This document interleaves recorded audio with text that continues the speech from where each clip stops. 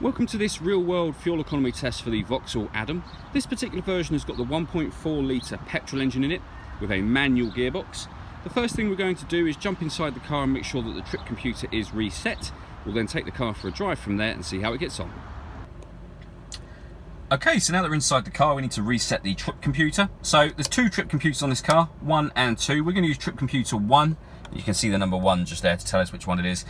We're going to push and hold the button on the end of the indicator stalk, and that will zero that information. So now what we've got, that top piece of information is how far we've driven on this particular drive. Underneath that is our average miles per gallon, which is the figure we're going to be concentrating on. And then at the very bottom, our average speed, which will have a bearing on the fuel economy. You know, town driving, as you can see now as we sit stationary, that fuel economy is steadily falling. Town driving is a lot less economical than motorway, for example. So yeah, the speed is a good indication of how well the car has done. So let's take the car out for a drive now and we'll see how it gets on.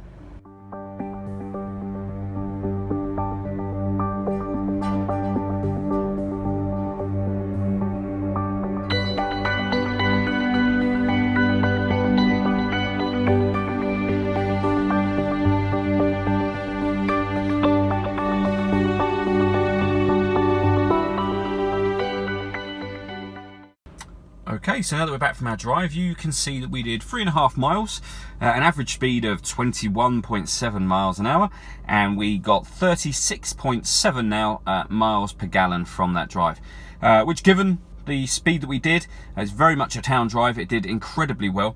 If you'd like to come and have a drive of a Vauxhall Adam for yourself, please feel free to call any of our MJA sites. We'd love to hear from you soon.